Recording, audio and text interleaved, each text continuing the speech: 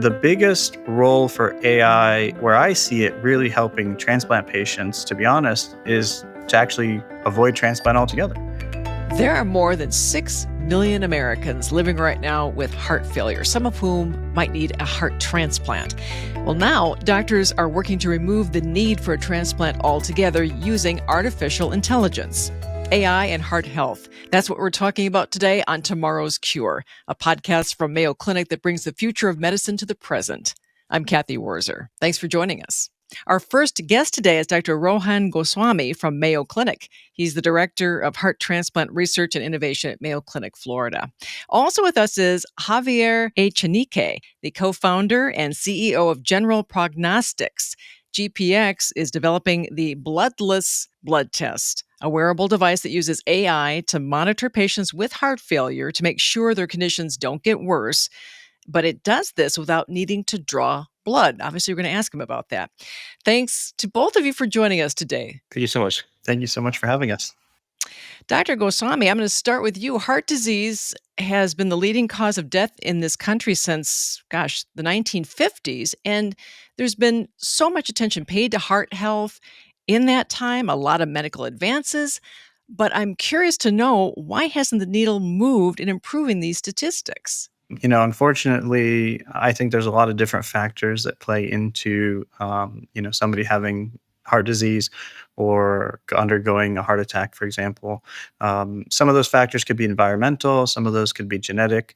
The advances that we've made in the ability for patients to survive longer and live happier, healthier lives has been monumental over the last 10 to 20 years. But I think prior to that, we've struggled with being able to have technology that can give us the right information that we need to really understand what's going on inside a patient. Javier, you have a background, I understand, in biomedical engineering.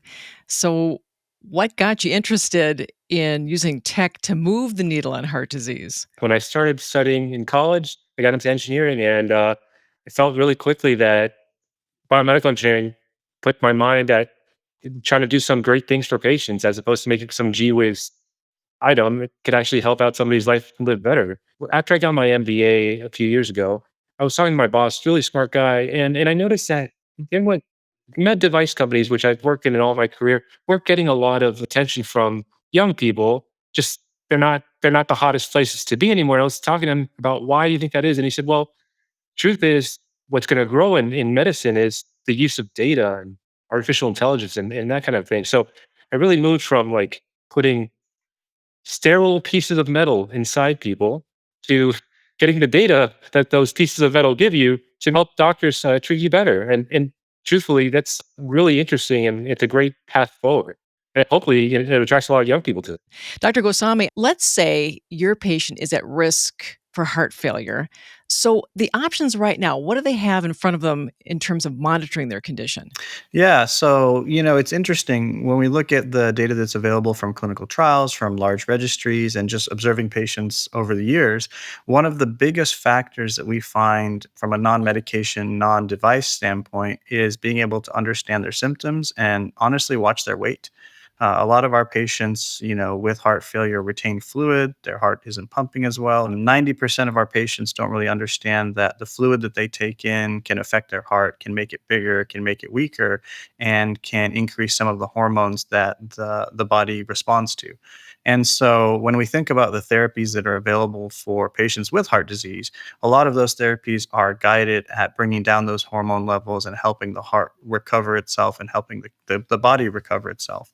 And so, simply put, if you watch how much you take in from a salt and fluid standpoint, one, you may feel better, and two, you may have the ability to respond better to some of the medications that your provider puts you on. Watching, the salt content on the label, looking at how much fluid you're taking in. And unfortunately, the general understanding is the more fluid you have, the better it is. You're flushing your kidneys.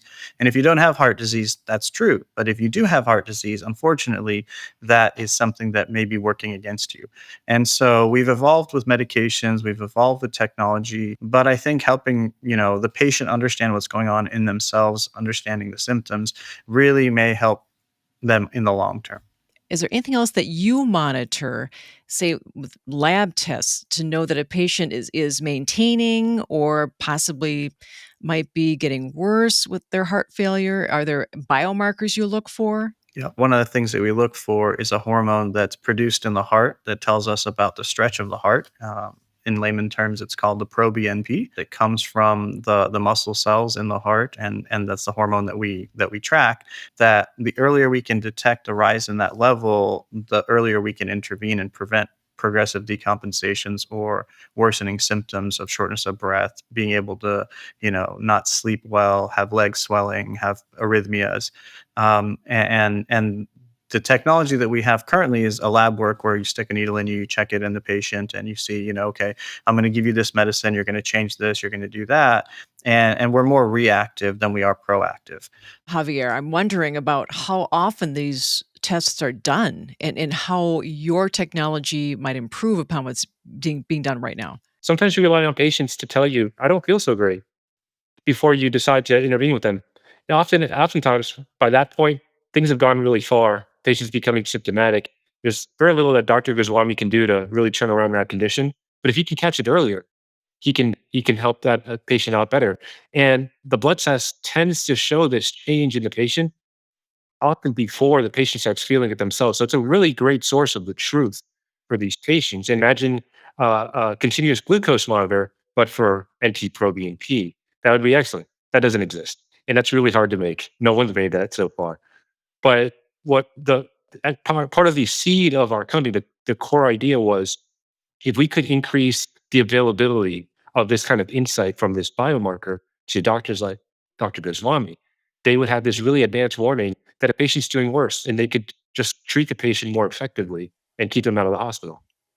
Okay, so tell us about the bloodless blood test that your company is developing. Is this what we're talking about? So, at the core of the bloodless blood testing, as I mentioned, is this NT-proBNP blood test. And what we want to make it more available. But there's also one other challenge that I've seen. I've worked in the cardiovascular medical device field for some time, and there's been a pipe dream to use smartwatches to monitor these patients. And it has, by all intents, failed. I'd give you many reasons. Smartwatches are expensive, they're not covered by insurance. But one of the most important technical reasons is that the data that comes off a smartwatch is really messy. It's just hard for a doctor to read it and interpret it and make a decision about, I should be intervening with a patient or this patient's fine. It's just really messy data. So the thought behind what we're doing is we want to smash together this really reliable blood test with this very easy to wear, but not yet reliable watch. And the way we do that is by using an algorithm that's trained on that blood test to remove all that noise, that really hard to interpret noise from the smartwatch, and get that really important data off that smartwatch that patients can very easily wear on their wrist. And they're always giving data back to Dr. Goswami. So you mentioned the remote patient monitoring that some folks already do if they have diabetes. Would that be down the road for this particular device that you're talking about? The opportunity that we're first addressing is heart failure because one, it has this great biomarker we just mentioned. Great in the sense that it's very trusted. It's been tested for over 30 years to be highly reliable. But two, right now there's really a lack of monitoring options for heart failure patients. So there are some really great devices that are implanted into the body and they do a great job. And I'm sure Dr. Goswami has lots of patients that he monitors on these kinds of devices, but they're really expensive and only a narrow segment of heart failure patients can actually access them. So our goal is to make a cost-effective and reliable monitoring solution for all the other patients that can't get those implanted devices that are so great. We have a lot of patients that may have not fit the profile of the clinical trial for some of these invasive devices, and we have a lot of patients that don't want to have a catheter put in them and a needle and a device, and they worry about being monitored and things like that. And so I think that being able to help patients manage themselves remotely, especially after COVID, now is kind of something that people accept with what GPX is doing, with what some other companies are doing as far as remote monitoring. I think that earlier detection is really the way to go. And unfortunately, the current era of devices that we have for remote monitoring isn't kind of a triggering monitor. It's more of a monitor where if I don't log into the system and I don't check and say, hey, what's going on with this patient remotely, or my team doesn't do that, we're not going to know. And so I think, being more available to the general public, but also being less resource heavy is where some of the technologies in the future really should need to focus. I want to take a step back here when it comes to the use of AI in medicine. And Dr. Goswami, maybe Mhm. you're the right person to ask this question. Because AI is changing our society in such rapid fashion, I'm assuming that's exactly what's happening in medicine right now, right? So, talk about how AI is changing what you do as a Yeah. cardiologist and heart disease and transplantation. From a clinical standpoint, I think the reason we've kind of seen a slow uptick in artificial intelligence and then this boom is really a trust factor. A lot of the issues that we have with medicine are different than the traditional AI platforms, right? So if you're a big data company and you're creating stock predictions or predictions for what the next company to buy is, the result of you making a wrong prediction or a wrong calculation isn't a patient's life, isn't the projection of somebody's the next 20 or 30 years of what they're going to be able to do. And so with medicine, we have to take a step back and we have to understand two things. One is I don't really like the term artificial intelligence. I'd rather prefer the term augmented intelligence because I think it augments our clinical decision making and helps us understand more of how we can make a decision with the patient rather than inform us on how they're going to respond to a specific therapy. And I think the second thing is we have to look and take a step back and really understand the data that we're getting, right? You mentioned this ocean of data. And a lot of the data before the last 10 years was based on clinical trials.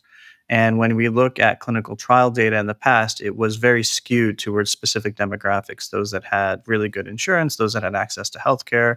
And so some of the data that we have in the AI space that we're building these models on may not be applicable to different population sets, right? So like I'm from India, I'm South Asian. There's very few data sets that have a lot of South Asians in them, and we're prone to heart disease and we're prone to diabetes, and if you look at traditional algorithms, we really get kind of left out.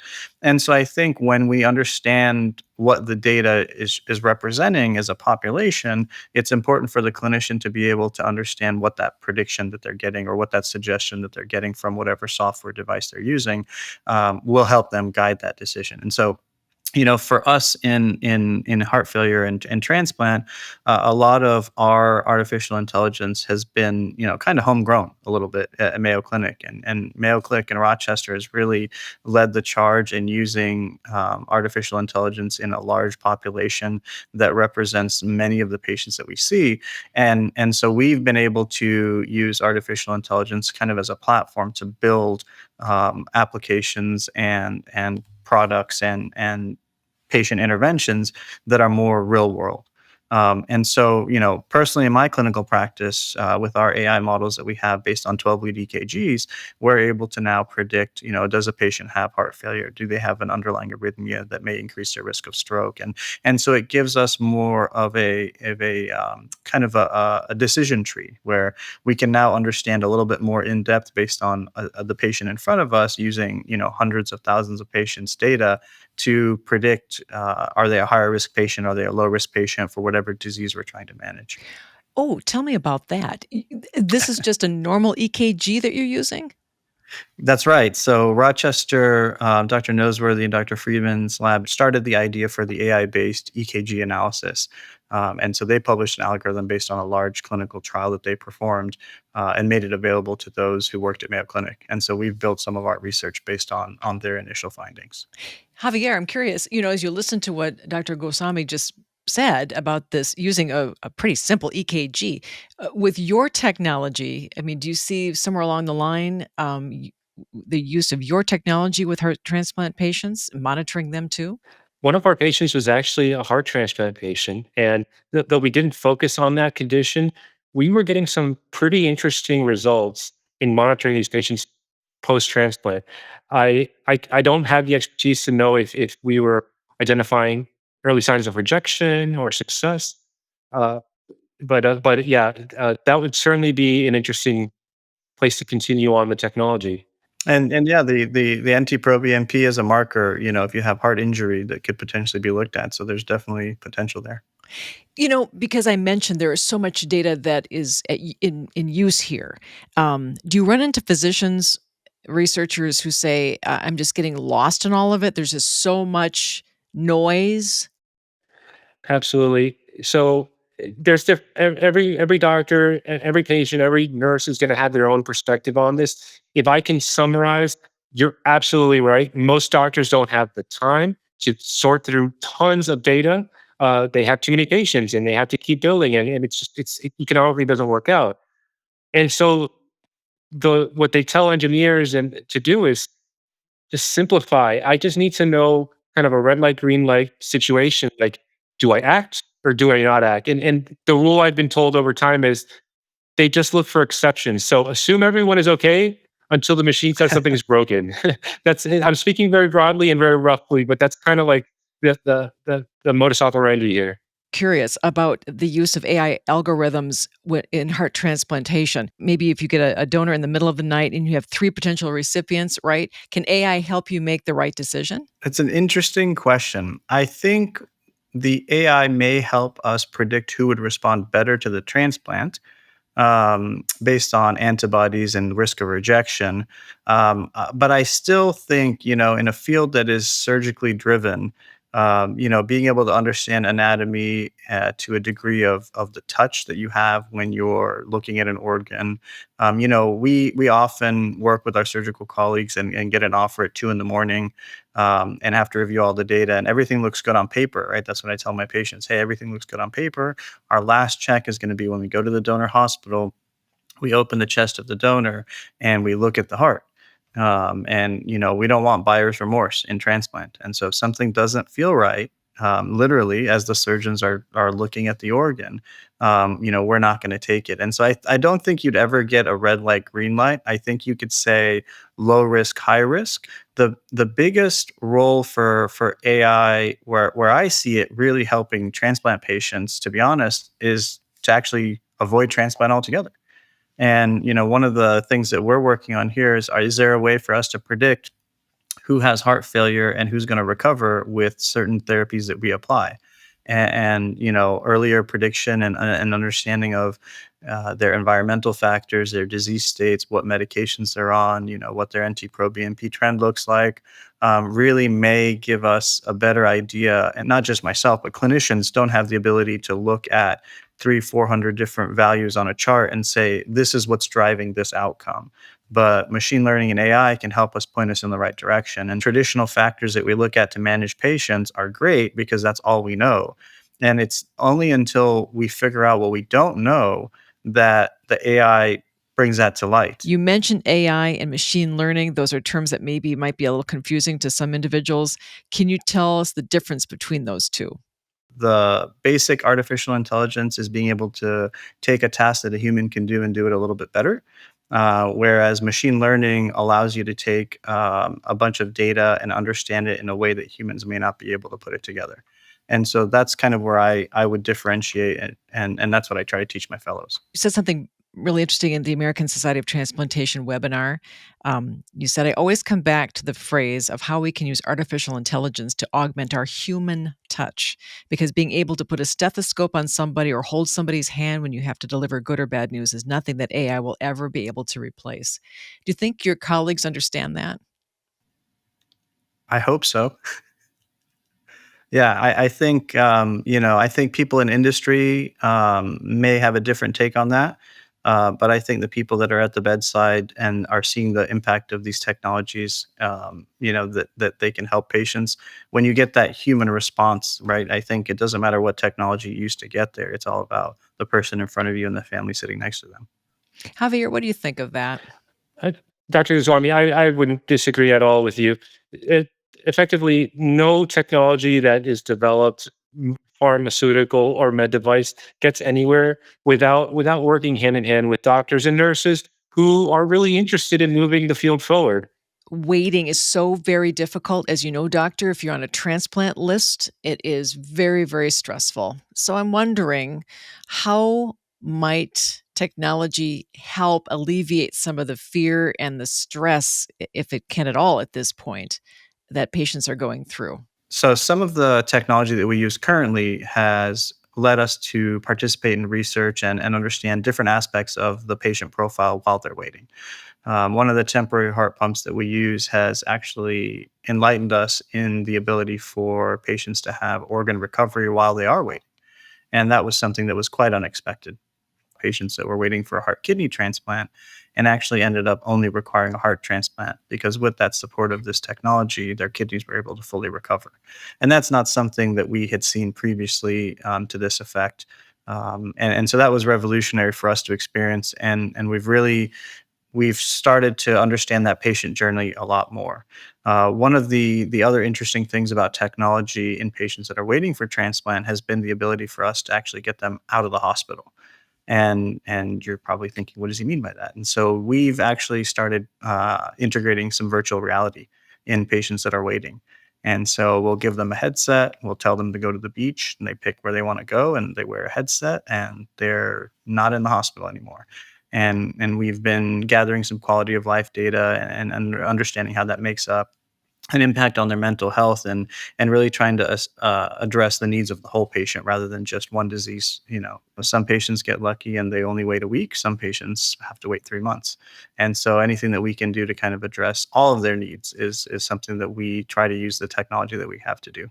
Some of our patients in our clinical studies have been on the waiting list, and they were really excited to use our device and our system because it records a lot of data that they like to show to their doctors to show like they are sticking to the plan you gave them. They are on their best behavior. Keep them high on that transplant list, right? And they claim that this helps them coach themselves up into like a really good behaviors, right? Really, really nice behaviors. You mentioned, doctor, that the technology, maybe in due time, will prevent the need for transplantation. Can you dive into that a little bit deeper? And then, Javier, could you add how your technology might fit into this? Go ahead. Yeah, so I think that's it's a kind of a twofold question. One would be how we can use the technology and some of the devices and the data to predict who's going to recover and not require organ transplantation.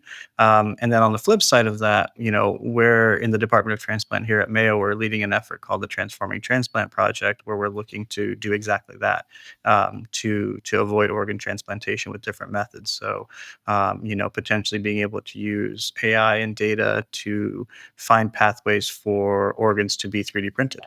And so instead of transplantation, you can use your own cells to help 3D print an organ. So you remove the rejection risk, you decrease the cancer risks after transplant.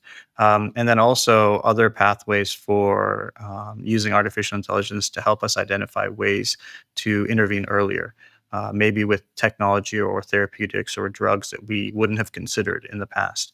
And so there's two different pathways to go about that. I think for us, the research that we're doing right now has really opened up an avenue that we didn't think was that feasible, which is true organ recovery and retaining your own organs, which is kind of the gold standard for us. And so, I think that's where I think the future would be really cool to look at. Javier? Sure, and building on the idea of not needing the transplant, using your own organs, right? So the the just to keep it real simple, the problem with transplants is there just aren't enough hearts out there for the people that need transplants. So you're on a list for potentially a very long time, waiting and competing with others for these few hearts. And any number of companies I worked for them in the past have created technologies to extend the lives of these poor souls waiting for a heart, but it's not a great life. And being on these devices can be really tough. So the goal is to prevent people from even getting into that state where they're waiting for that heart, right? And simply put, the idea is if you can manage the care, the heart failure care of these patients from an earlier state, much more actively and much more accurately, you could potentially avoid this worsening that gets them into the need for a heart, or at least push that out much further than currently. And so the use of a monitoring technology, whether it's implanted or our solution, could potentially make a real net impact in how long it takes a patient to get so bad that they need a transplant. The status of the technology you're working on, where is it right now? Sure. Yeah. So we just completed a study. Dr. Goswami was one of the PIs of this study, where we proved that we can monitor patients with our smartwatch and algorithm solution, and we compared the results of that to blood tests that they took every 2 weeks. And we showed that there was a very strong correlation between what our algorithm was saying and the blood tests. And so the next stage now is to get FDA approval, we have to run one more study. It's called a prospective study. So you basically freeze the algorithm, you let it run, and you monitor a bunch of patients, a few hundred patients for 6 months. And then we give our test results to the FDA, among many other things, and they decide whether or not we could be cleared into the US market. The expectations right now is that we would be getting FDA approval and launching in early 2026. What do you tell folks about the use of AI and also just where all this data goes to? Because there are legitimate concerns about data privacy. Certainly. There's a few things that I think couch some of their concerns. So one of them, just the way we designed this, it's it's a watch that's collecting heart rate, activity, sleep data from a patient, and it's sending it to the cloud. It has its own cellular radio, like a cell phone, but the watch knows nothing else about you other than your heart rate and your activity. It doesn't know who you are, where you live, or anything like that.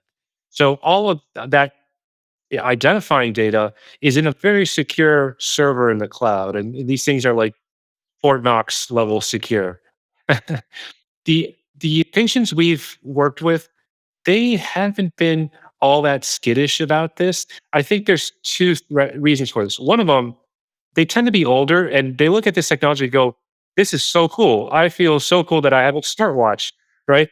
Uh, the other one is because this is a pretty severe condition. Heart failure is not a joke. They're taking the guidelines or guidance, excuse me, from their nurses and doctors extremely seriously. So if a nurse or doctor says, "Hey, I'd like you to wear this watch to be monitored," they think it's probably best for me to do this.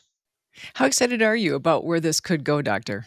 Very excited. I think one of the things that this allows us to understand is not only the ability for AI to be applied in a practical, real world scenario, but also talking with patients and explaining to them the technology.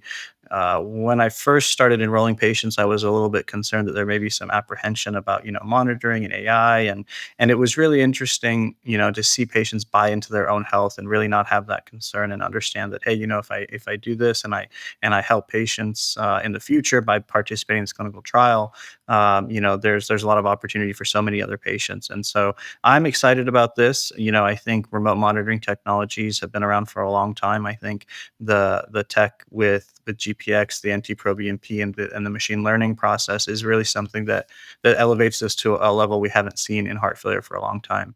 Where else do you see AI driven wearable technology being expanded to in other parts of medicine, other conditions, other diseases? Where might this ultimately end up here in the next 10, 15, 20 years? I think a lot of the sensors and the technology that we have is potentially going to be integrated a little bit more into our lifestyle. We've just recently I was reading an article about headphones that have biosensors built into them and can check your heart rate and your temperature and look at your auditory consumption to levels where you may start having early hearing loss and things like that. So I think the applications of the technology are widespread. I think the focus probably from industry, if I were to guess, is going to be on the things that cause the most hospitalizations and require the most resources. And so diabetes, heart failure, chronic kidney disease, hypertension, all things that are linked together. And that's from a patient standpoint. From a provider standpoint, I think it's going to do two things for us. One, it's going to help us identify patients earlier and be able to potentially walk us down a pathway to where we think their management should go. We're going to now be able to say, if we follow this pathway, we think that we're going to avoid a heart attack in 5 years, or we think their survival is going to be X in 10 years. Javier, where do you think this might end up? This idea that AI allows us to use devices that were previously not useful for medical purposes, really relatively cheap smartwatches and high quality information reaching the patient as a way to get the patient more involved in their care, identifying when things are bad, and taking it off squarely just the doctor and or the nurse, right? So we're basically in net we're adding eyes to a patient's condition. aside from heart failure, which is where we're starting, we've spoken to a lot of physicians, and there's a strong interest in monitoring patients who are pre-heart failure patients. So patients who are at high risk of being heart failure and in heart failure, and these are diabetics, patients with chronic kidney disease, and also women that have breast cancer, for example, because breast cancer medications have a high tendency to generate heart failure, which is terrible because you beat breast cancer only to get heart failure, which is a terrible outcome. So there's certainly interest in doing this because while there's an important 7 million heart failure patients in the US, there's 100 million of those pre-heart failure patients in the US. So monitoring them can really make a big difference. Are there challenges to this technology that you're both trying to overcome? The regulatory challenge. So this is the FDA. And the technology we're talking about is pretty new for them, right? And so the standards that they can apply may be a little old or from a different world when you're looking at digital technology. So an example is a lot of these systems are diagnostics where they help to guide a doctor to deliver better care. But when our system doesn't give a correct answer, it doesn't automatically mean that that patient's going to die. Like the repercussions of a wrong answer here, it's not good. Dr. Goswami certainly won't be happy, but it's not the same as like a pump failing. And so we're still in a kind of a gray zone where older standards are being applied to technologies and holding them back. And so they're not flourishing perhaps as quickly as maybe they could be if there were a revamp to the way the FDA would treat this kind of information. From my standpoint, I think the biggest issue that we have is overcoming that trust hurdle, and the adoption. And it's always funny to me when a clinician comes to me and says, "Hey, I read your paper. I think this is great, but I don't think I would ever use it. I don't know if I could trust it." And the funny response that I give is, do you trust your Netflix queue? Because that was gathered by AI. And so my vision of the future is those hurdles are going to continue to decrease in size until people don't realize that's a hurdle anymore. I think, when you see technologies like GPXs and others, and you see the research outcomes that we're getting, it's promising to know that, the future looks bright. I think the coolest part to me, and this is kind of a funny thing, is I always try to teach my fellows and residents is, artificial intelligence really teaches you how to be humble because it teaches you everything you didn't know you didn't know. Well said. Actually, yes. I think that's a great place to leave this conversation. Gentlemen, it's really been a pleasure. Thank you so very much. Thank you so much. Absolute pleasure. Thank you. Yeah. Tomorrow's Cure is a co-production of Mayo Clinic and PRX. Our senior producer is Nancy Rosenbaum. Our theme was composed and produced by Terrence Bernardo, and the show is mixed by Tommy Bazarian. We had research and production support from David Newtown, Deborah Balthazar, and Genevieve Sponsler. Tony Carlson is our production manager, and our executive producer is Jocelyn Gonzalez. Be sure to follow Tomorrow's Cure on iHeart, Spotify, or wherever you get your podcasts. I'm your host, Kathy Wurzer. Thanks for listening.